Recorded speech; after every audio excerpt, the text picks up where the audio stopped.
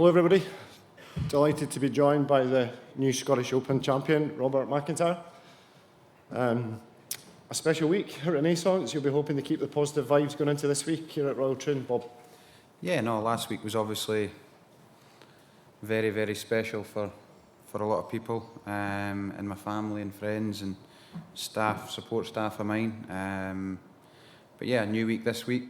Hopefully I can perform well and give it my best and have a chance coming in Sunday. Great, we'll take some questions. Dan? Two quick things. One, what was the highlight of the celebration? Anybody reach out to you that you didn't expect, or kind of how were the last few days?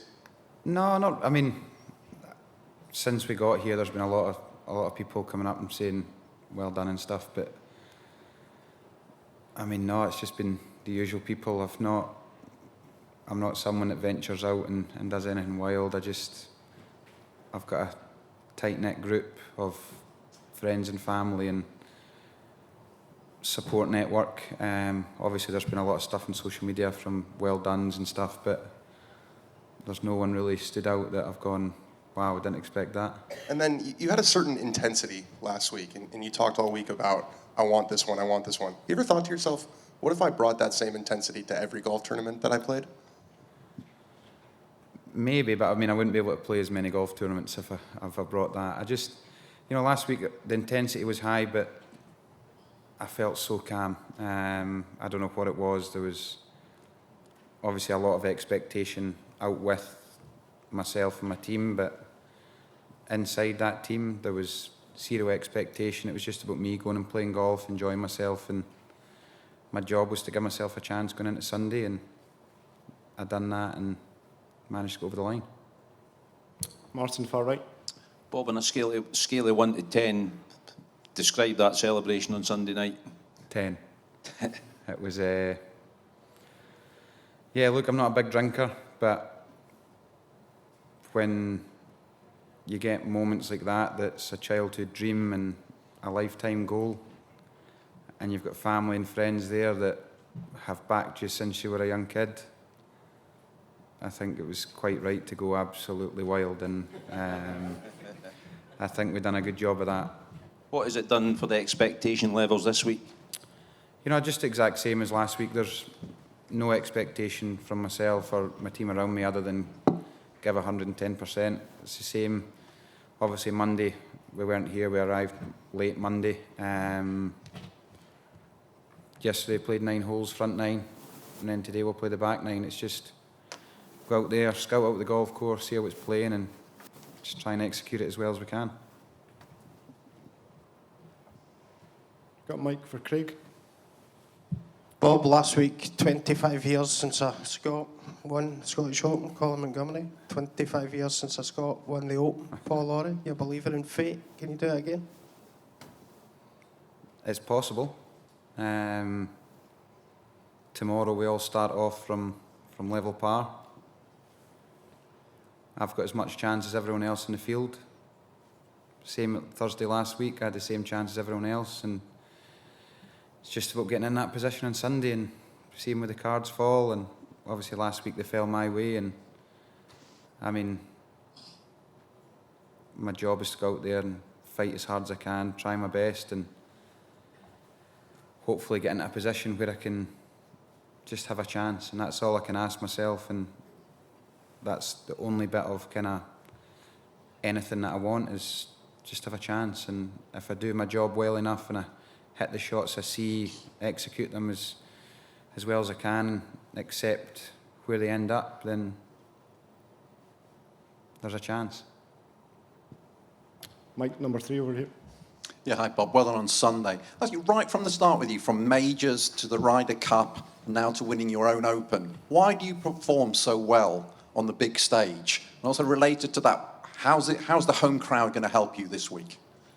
Yeah, to be honest, I can't really put a finger on why I do reasonably well when there's a lot of expectation or there's a lot of noise or it's a big event. It's just, again, I've been brought up to fight for everything. When everything's on the line, and I always say it to Mike, like, in the most stressful situations on a golf course, there's there's no one else that can hit the golf ball for you. It's you. You can't ask someone to do it for you. You've just got to stand up, take the shot on. And I think that's one thing that, obviously, I love playing team sports, but that's one of the benefits of playing an individual sport. It's on you, and I don't mind that. Just ask you about the home crowd as well. You managed to you channeled it last week. Can you do it, get the same this week? Yeah, look, they're there to support you. Probably this week there's going to be about 90%, 95% of them that are supporting you, and it's always nice. But again, they're here to watch me perform, and perform hard, and that's all I can do. I'll give it 110% and hopefully give them something to cheer about. Tom on the right. Bob, what if anything, did you learn about yourself last Sunday?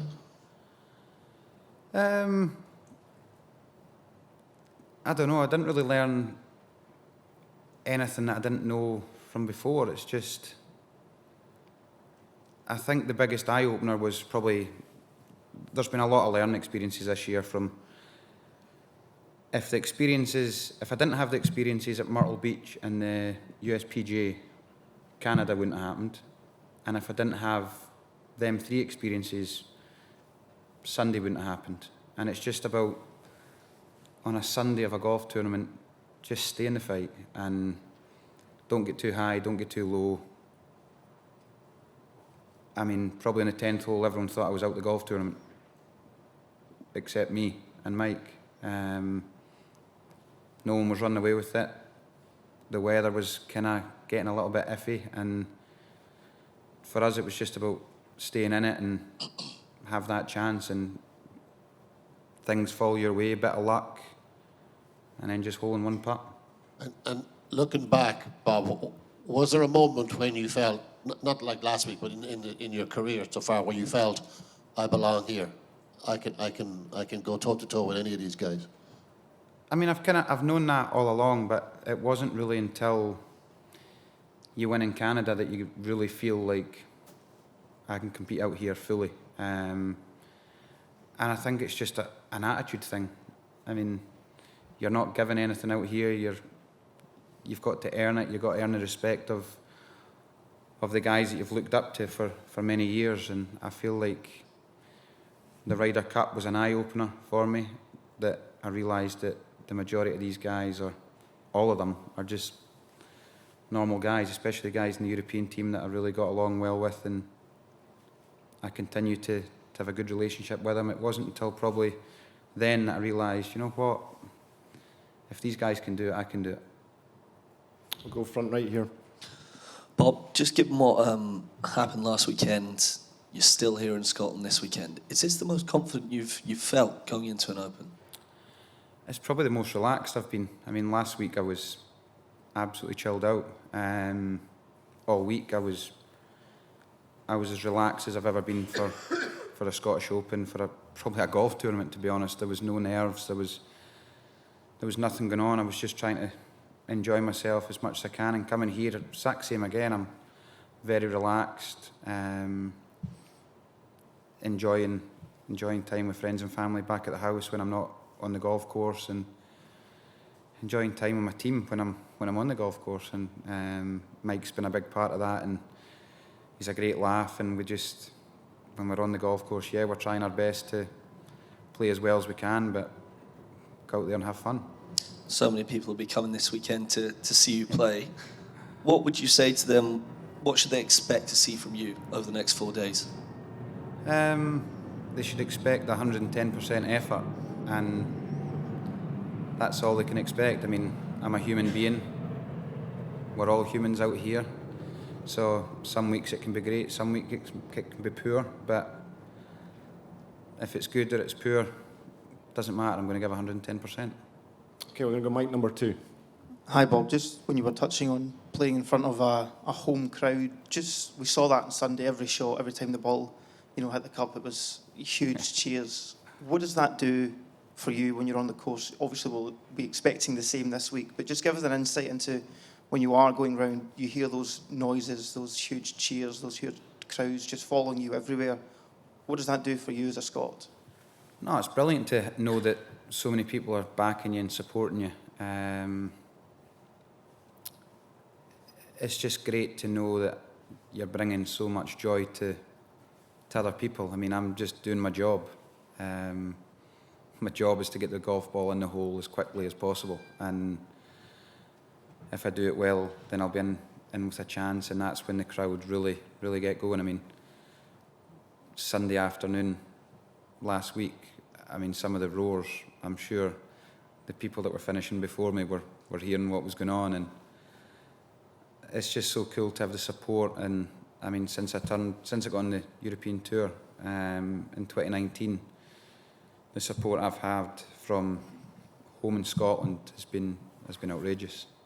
We know you mentioned that you've had a few tipples or two since the win. I just wondered if you've also had a moment to just breathe almost and sort of take in everything that you had accomplished that week. Not yet. I mean, I'll do that next week after this week's over. It's all about coming here this week. I mean, I'll put last week behind me as quickly. I mean, before I peg it up tomorrow, that'll be gone. I'm on to a new week. But after this week's over, I'll sit down with my team, and we'll reflect on it and probably celebrate again. Because, again, it was a lifetime goal of mine last year. Obviously, I thought, well, how many chances are you actually going to get at this one? And to come back the next year, obviously this year, and have a chance, it was cool, but to actually win it was a dream come true. Just mic number 3 over here. Bob, you referenced Myrtle Beach. I was there for that, watched you. You were in contention through 3 rounds and then just kind of ran away with it.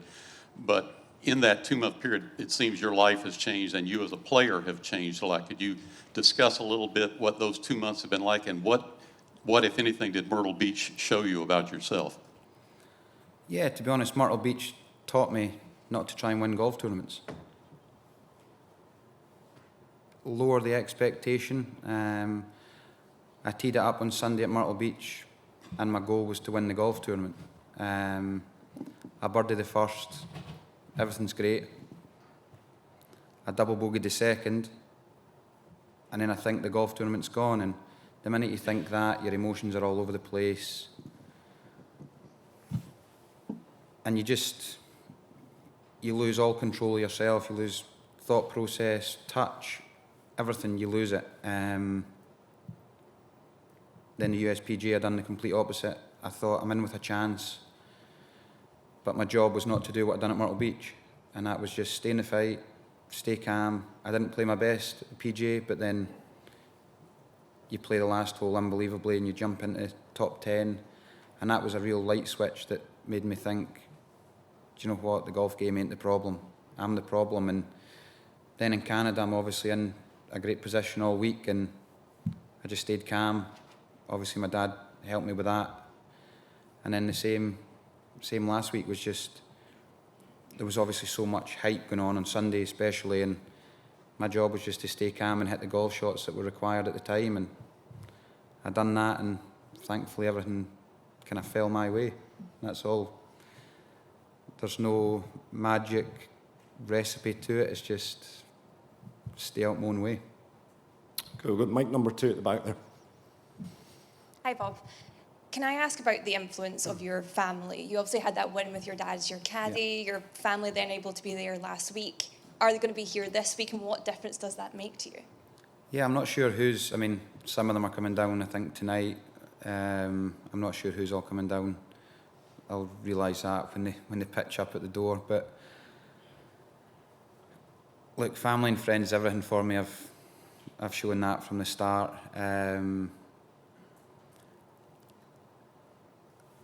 The people that are there in the high times, it's good, but it's the people that are there in the low times that you really realise who are your friends, who are your family. And to be honest, I've got a really small, tight-knit group that we're all family. And it's not grown in the last 4 years. It's shrunk in the last 4 years, but they're the ones that make me who I am, and it's probably not going to change from here on out, but family and friends are everything. And can I just ask, you spoke about being a kid and going along to the Scottish Open and how inspiring that was to you. There's going to be lots of young people here over this weekend. What do you hope you can inspire to them, Scottish kids growing up around the country that are seeing you doing so well? Don't be scared to dream. A lot of kids out there will be told to do certain things because things aren't achievable, but with hard work, sacrifice, dedication, anything's possible. I mean, obviously you need a bit of luck on the way, you need a good break, you need a decent support background, but boy, anything's possible. Okay, we're going to go to Doug at the front here. As much as you've talked about the Scottish Open and wanted to win the Scottish Open, why do you think you're able to feel so calm? I just think it's all about the way I'm thinking just now. I'm not going out there trying to win a golf tournament. The minute I try and win a golf tournament, if you bogey the first, well, you're thinking the golf tournament's getting further away from you. Whereas just now I'm going out there just trying to play my best golf, counting up the score at the end, and whether it's good or bad, it's not going to affect what I'm doing. I mean, I think that's the answer for me just now, is just commit to the shot, accept the outcome, and go on to the next one. It's simple. I trust the work that I'm doing with all my coaches. I trust my hands. I trust Mike. I trust the whole team around me, and I'm the only one that can hit the shot. I'm the only one that can deal with wherever it goes, and I mean, I've got the skill to deal with wherever it ends up, good or bad. I just have to keep walking forward and accepting. Mike, number 4. Hi, Bob. Obviously, last week was a very passionate one for you. We saw that coming down the stretch. How hard is it to balance, that being sucked into the moment with the passion in the crowd, and then, standing over a golf ball and hitting a shot? Yeah, for me, it's all about a learning experience. Again, it all comes back to the experiences that I've had in the past. I mean, Canada, I remember. I mean, when I pulled that putt in 16 for eagle last week. I gave a little fist bump, but it wasn't too high, wasn't too low. It was just kind of, right, we're back in the game here. But in Canada, I remember birdieing. I was getting a bit of jip on the 10th hole on the final round. All the way up the 11th hole, I was getting some stick. Canadian fans are obviously wanting Mackenzie Hughes to win it. And I've holed that putt, I think it was to go 4 or 5 ahead, but they'd been giving it all the way up the hole, which is totally fine. I mean, I loved it, and I've gave it probably the biggest fist pump I've ever done in my career, or my life. And then I've hit the worst 4-iron I've ever hit in my life. And that made, again, I just learnt from that, and I knew that the minute you get too high or low, you lose all fine motor skill, you lose all the touch, and I wasn't going to allow that to happen last week. And it's about learning from the good or the bad. It's just keep on taking them steps forward. Louine in the front. This 110%, or maybe you said 120, that you can give it when you're under real pressure, was it reflected in your school reports? Were you like that in exams? No, I wasn't like that in exams. Don't know if I turned up to all the exams, but no, I wasn't great in school, but thankfully I'm not really needing schoolwork now. So where else could you have used that 110%? Has it shown in your shinty or where? Yeah, all sports. I mean, I'm just someone that I don't play a sport if I'm not trying to win it. Whether it was table tennis at school, badminton, shinty, football. If I was playing a sport, I was trying to win, whether it was a training match, whether it was a friendly match. I didn't really do friendlies. I was always out there trying to win, and I think that's my personality. It's the way I was brought up, and I don't think it'll ever change. Martin, far right. Bob, you've won an incredible amount of money recently. Do you pinch yourself being a multi-millionaire? And relative to that, how satisfying was it to pay off your mum and dad's mortgage? Yeah, again, money's not going to change me. I'm not going to go and do anything daft or buy anything flash, because if you do that in Oban, someone will drag you down properly. But you know, it's great to obviously get the financial gain and be able to do certain things. But no, I'm a big believer everything happens for a reason. A lot's going on with my family in the last little while, work, everything that's going on at home. But again, family's everything, and if I can help family and close friends, then that's what I'll do. I mean, I'm out here doing my job, and I'm lucky it pays really well, and it's part and parcel of the sport. But yeah, I just try and enjoy myself as much as I can and help the people around me. Okay, we're going to finish with the questions we have in the room. So mic number 1, first of all. When exactly did you decide you're going to move back to Scotland, make that your permanent residence, and what was the determining factor in that decision? Yeah, I mean, this year was just a trial run to see if I enjoyed living in America. Obviously, Shannon gave up her work, took a 6-month leave from work to help me as best as she could to see if it was the place that we both wanted to live. It wasn't just about me, it was about both of us. And obviously, at the start of the year, I felt like I was playing all right, nothing was happening, but I then went home for a couple of weeks, and then everything changed, and she's spoken to us, we've both spoken about it. I've spoken to family and friends about it, I've spoken to everyone, but look, I'm still going to play in the PGA Tour. Nothing's changing other than I'm not paying a hell of a lot of rent on a house that I maybe spent 4 or 5 weeks in since January. It's just, to me, it's absolute madness, and I'll still be a member at Isleworth. In fact, I'm going to go there in a few weeks' time to do a couple of days practice.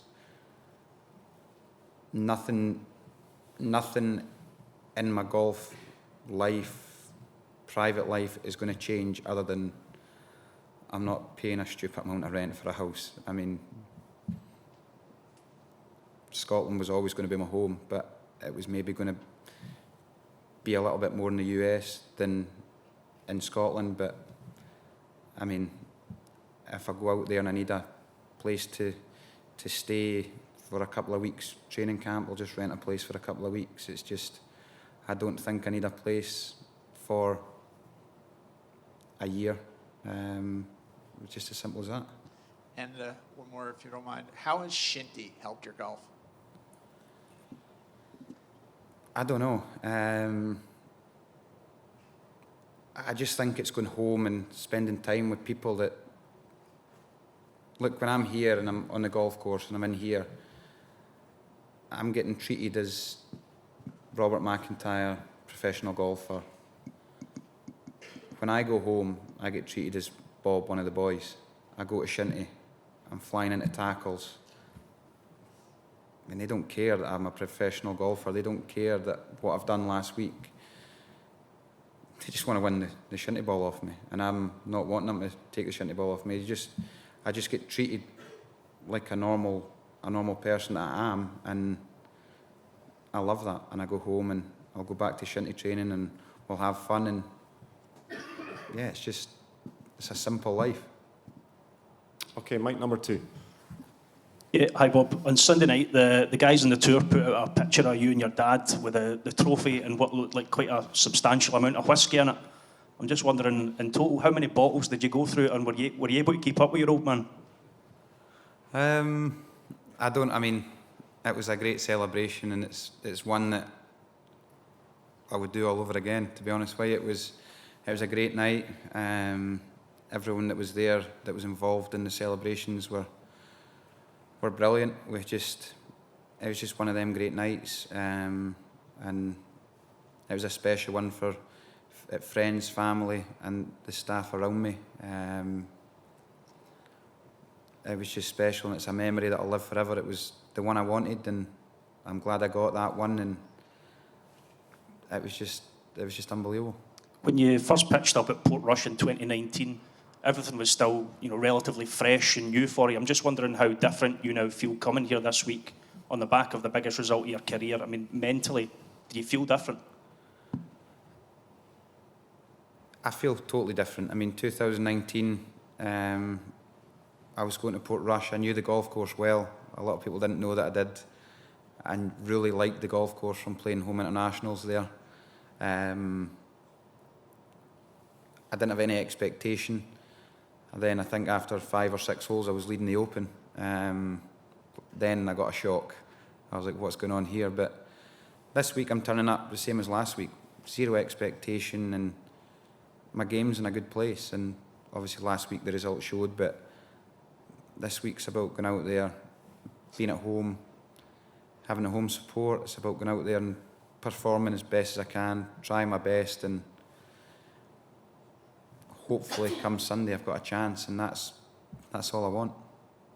Okay, final question, Mike, number 4. Hi, Bob.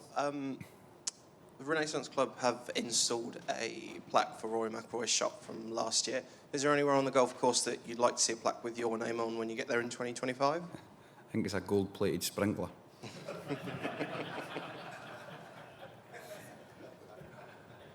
We will finish things there. Bob, have a fantastic week. Thanks for your time. Cheers, thank you.